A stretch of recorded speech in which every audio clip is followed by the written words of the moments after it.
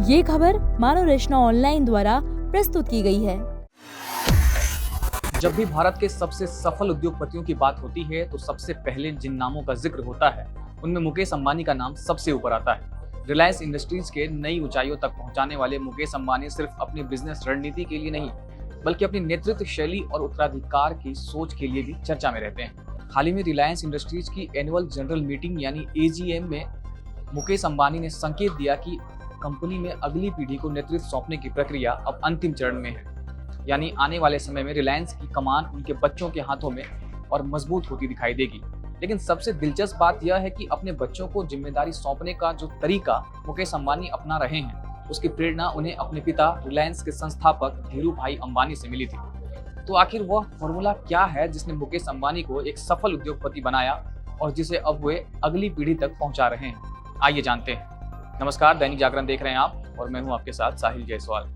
करीब 18 महीने पहले दिए गए एक इंटरव्यू में मुकेश अंबानी ने अपने पिता से मिली सबसे बड़ी सीख का जिक्र किया था।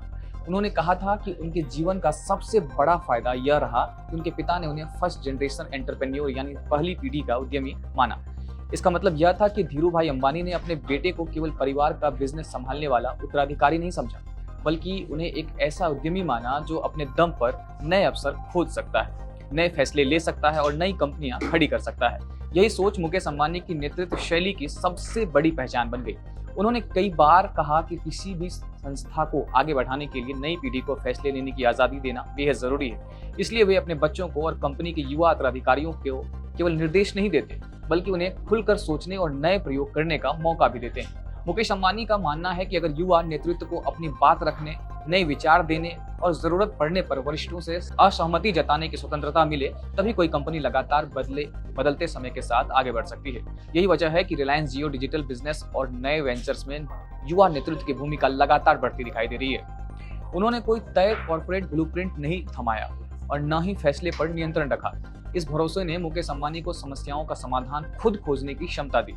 उन्होंने नए बिजनेस मॉडल विकसित किए और रिलायंस को पारंपरिक पेट्रोकेमिकल कारोबार से आगे बढ़ाकर टेलीकॉम, रिटेल और डिजिटल सेवाओं से जैसे क्षेत्रों में स्थापित किया। विशेषज्ञों का मानना है कि किसी भी पारिवारिक बिजनेस की सबसे बड़ी चुनौती उत्तराधिकार यानी सक्सेशन प्लानिंग होती है, लेकिन रिलायंस में यह प्रक्रिया कई वर्षों से योजनाबद्ध तरीके से आगे बढ़ाई जा रही है। मुकेश अंबानी के बच्चे आकाश अंबानी, ईशा अंबानी और अनंत अंबानी पहले से ही रिलायंस समूह के अलग अलग व्यवसायों में महत्वपूर्ण जिम्मेदारियां निभा रहे हैं।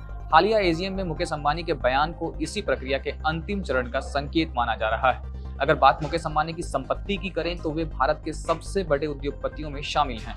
वे रिलायंस इंडस्ट्रीज के चेयरमैन और मैनेजिंग डायरेक्टर हैं। उनकी अनुमानित कुल संपत्ति लगभग 8.51 लाख करोड़ रुपए बताई जा रही है। अप्रैल 1957 में जन्मे मुकेश अंबानी ने स्टैनफोर्ड यूनिवर्सिटी में MBA की पढ़ाई शुरू की, लेकिन 1980 में उन्होंने पढ़ाई बीच में छोड़कर भारत लौटने का फैसला किया ताकि अपने पिता धीरू भाई अंबानी के साथ पारिवारिक कारोबार को आगे बढ़ा सकें। इसके बाद उन्होंने रिलायंस को नई दिशा दी और कंपनी को ऊर्जा, पेट्रोकेमिकल्स, रिटेल, डिजिटल सेवाओं और टेलीकॉम जैसी कई क्षेत्रों में विस्तार दिलाया। आज रिलायंस भारत के सबसे निजी क्षेत्र के कारोबारी समूहों में गिनी जाती है। कुल मिलाकर मुकेश अंबानी की सफलता का सबसे बड़ा मंत्र केवल निवेश या कारोबार नहीं बल्कि भरोसा, स्वतंत्रता और नई पीढ़ी को नेतृत्व देने की सोच रही है। धीरू भाई अंबानी ने जिस विश्वास के साथ अपने बेटे को आगे बढ़ने का अवसर दिया, अब वही विरासत मुकेश अंबानी अपने बच्चे को सौंप रहे हैं। शायद यही वह नेतृत्व का मॉडल है जिसने रिलायंस को पीढ़ी दर पीढ़ी लगातार आगे बढ़ने की ताकत दी है। बाकी इस खबर पर अपनी राय हमें कमेंट सेक्शन में जरूर दें। देश और दुनिया की तमाम खबरों के लिए देखते रहें दैनिक जागरण। नमस्कार।